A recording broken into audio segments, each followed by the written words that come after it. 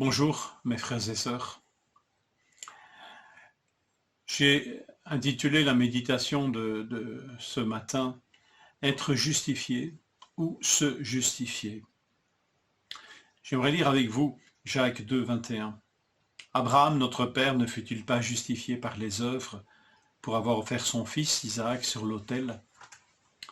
Verset 25. Rahab la prostituée ne fut-elle pas également justifiée par les œuvres lorsqu'elle reçut les messagers et lorsqu'elle les fit partir par un autre chemin?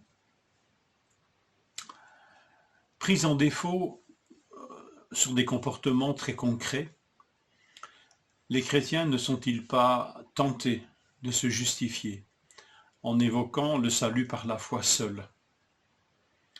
Peut-être que je n'ai pas fait ce que le Seigneur me demandait de faire. Peut-être que j'ai fait des choses qui n'étaient pas justes, pas bonnes.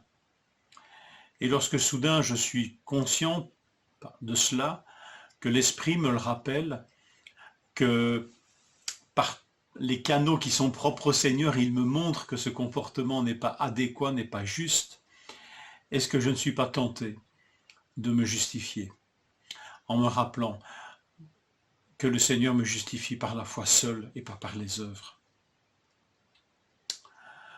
Je pourrais également très vite prendre comme bouée ces grandes affirmations.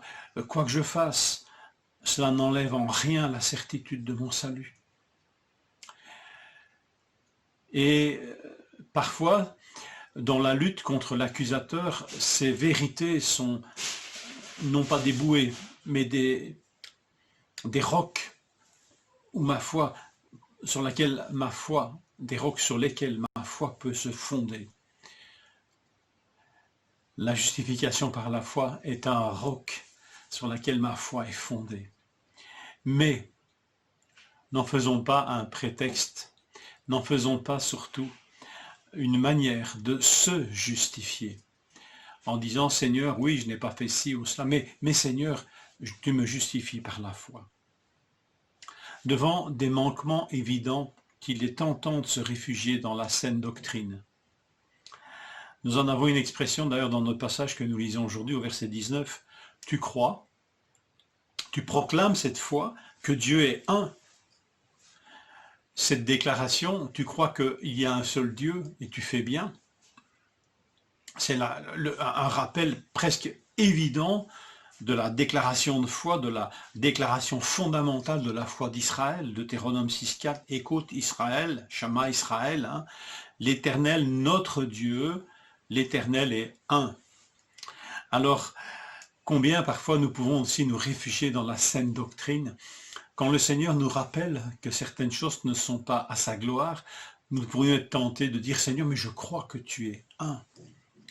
Et finalement, on se saisit de cette déclaration de foi et même de la doctrine comme d'un prétexte pour encore une fois se justifier. La foi est un lien vivant qui nous unit à Dieu et qui nous fait vivre une vie concrète. La foi débouche forcément sur une vie concrète, une vie faite donc d'action, de paroles, donc d'œuvres. Alors c'est vrai, Jésus et Dieu, nous justifie par la foi en Jésus-Christ. Christ, mort pour nos péchés, et ressuscité pour notre justification. Cette justification, elle nous est imputée une fois pour toutes par l'œuvre de Christ. Nous la recevons par la foi. Encore une fois, c'est un roc, c'est un rocher de notre foi. Mais cette justification n'est jamais appelée à devenir une auto-justification qui nous empêche d'écouter le Seigneur nous reprendre et nous rappeler que la foi implique des œuvres, des comportements justes. Alors, ce faisant, on pourrait dire, faire un procès à Jacques et dire « mais Jacques, là, il glisse vers le légalisme et il oublie la grâce ». Et pour nous rappeler que la grâce est grâce, il convoque deux témoins qui nous attestent que la foi, effectivement, la foi vivante s'accompagne d'œuvres. Et les deux témoins qu'il convoque, modèle d'une foi vivante et œuvrante, si je puis dire, c'est Abraham. Ah, Abraham, ça va. C'est le père de la nation, c'est le patriarche, c'est l'homme de foi, c'est le modèle qui surpasse tout autre modèle. Mais nous connaissons, pour qui connaît les Écritures, qui connaît la Genèse, nous verrons qu'Abraham a été aussi un modèle de foi, mais aussi de faiblesse humaine. Mais de toute façon, Jacques convoque aussi comme autre témoin Rahab, la femme, la païenne, la cananéenne, la prostituée. Elle est un modèle de foi œuvrante, d'une foi vivante. Alors, mener une vie basée sur la foi, cette foi qui nous justifie en Jésus-Christ, mais une vie aussi qui est pleine d'œuvres, qui est œuvrante, vivante, elle est possible. Abraham et Rahab nous le certifient.